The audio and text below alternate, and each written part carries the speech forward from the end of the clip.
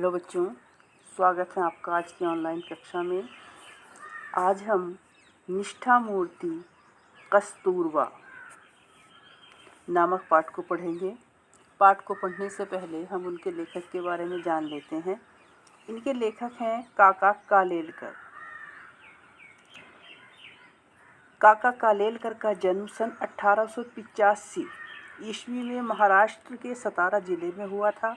ये बड़े प्रतिभा संपन्न थे। मराठी इनकी मातृभाषा थी, पर इन्होंने संस्कृत, अंग्रेजी, हिंदी, गुजराती और बंगला भाषाओं पर भी गंभीर अध्ययन कर लिया था। जिन राष्ट्रीय नेताओं एवं महापुरुषों ने राष्ट्रभाषा के प्रचार प्रसार में विशेष उत्सुकता दिखाई, उनकी पंक्ति में काका कालेलकर का भी नाम आता है।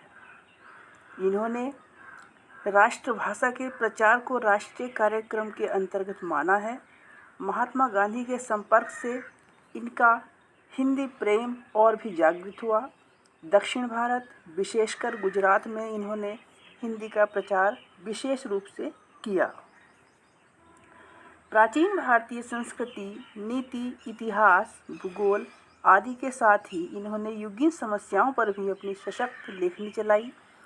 इन्होंने शांति निकेतन में अध्यापक, साबरमती आश्रम में प्रधान अध्यापक और बड़ौदा में राष्ट्रीय शाला के आचार्य के पद पर भी कार्य किया।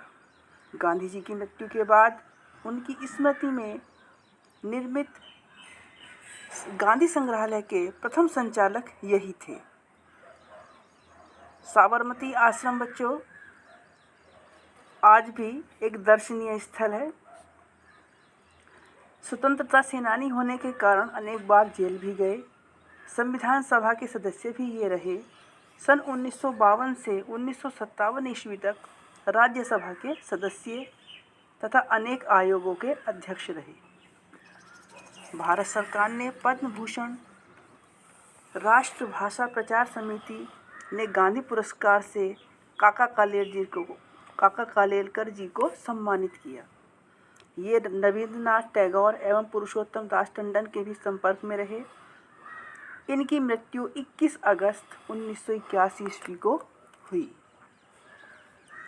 साहित्यिक परिचय में काका कालेलकर मराठी भाषी होते हुए भी हिंदी भाषा के प्रचार प्रसार के प्रति जो रुचि प्रदर्शित की, वह हिंदी भाषियों के लिए अनुकरणीय है। जितना हिंदी भाषा के लिए प्रयास काका कालेलकर जी ने किया है, उतना कोई हिंदी भाषी भी नहीं करता। इनका हिंदी साहित्य निबंध, जीवनी, संस्मरण, यात्रावृत्त आदि गद्य विधाओं के रूप में उपलब्ध होता है। इन्होंने हिंदी एवं गुजराती में तो अनेक रचनाओं का सृजन किया ही, साथ ही हिंदी भाषा में अपनी कई गुजराती रचनाओं का अनुवाद भी किया।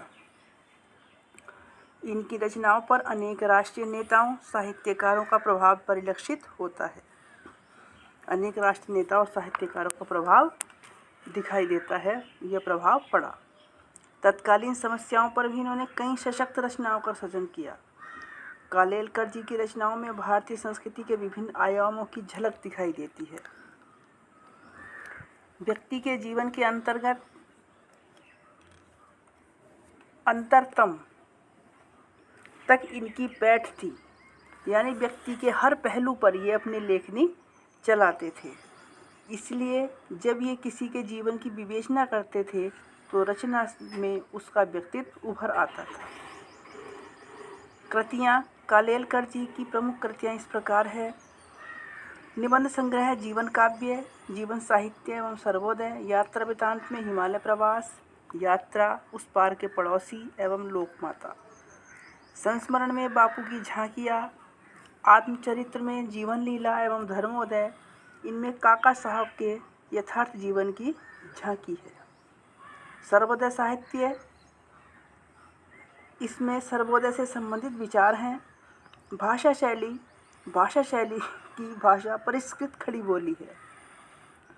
उसमें प्रवाह ओज तथा एकृत्रिमता है, अर्थात बनावटीपन नहीं है। ये अनेक भाषाओं के ज्ञाता थे, इसीलिए इनकी हिंदी भाषा में अनेक रचित रचनाओं में अंग्रेजी, अरबी, फारसी, गुजराती मराठी के शब्द भी मिल जाते हैं। तत्सम, तद्भव, देशज आदि सभी शब्द रूप इनकी भाषा में एक साथ देखे जा सकते हैं। मुहावरों और कहावतों का प्रयोग भी इन्होंने किया है। भाषा में प्रसंग के अनुसार ओज गुण भी है। विषय और प्रसंग के अनुरूप कालेलकर जी ने परिचयात्मक, विवेचनात्मक, आत्मकथात्मक, विवरणात्मक, व्यंग्यात्मक, चित्रात्मक, वर्णनात्मक आदि अनेकों शैलियों को अपनाया है। इस प्रकार इस प्रसंग एवं विषय के अनुरूप इनकी भाषा शैली बहुत ही सजीव, सरल एवं प्रभावपूर्ण है। यानी जो भी प्रसंग ये कहते हैं उसी के अनुसार इनकी भाषा बन जाती है। निष्ठा मूर्ति कस्तूरबा में राष्ट्रमाता कस्तूरबा के जीवन की ऐसी अनेक झांकियाँ दी गई हैं जो भारतीय नारी के गरिमा में सुंदर रूप का चित्र प्रस्तुत करती हैं। साथ ही इस पाठ में भारतीय संस्कृति के सफल अध्येता और राष्ट्रप्रेमी काका साहब की उपयुक्त वर्णित अधिकांश साहित्यिक विशेषताओं के दर्शन भी होते हैं। विवेचनात्मक शैली में लिखे गए प्रस्तुत पाठ की भाषा अपेक्षाकृत संस्कृतनिष्ठ एवं परिष्कृत है। जैसे दुनिया में दो अमोघ शक्तियाँ हैं, शब्द और कृति। इसमें कोई शक नहीं कि शब्दों ने सारी पृथ्वी को हिला दिया है, किंतु अंतिम शक्ति तो कृति ही है। महात्मा जी ने इन दोनों शक्तियों की असाधारण उपासना की है।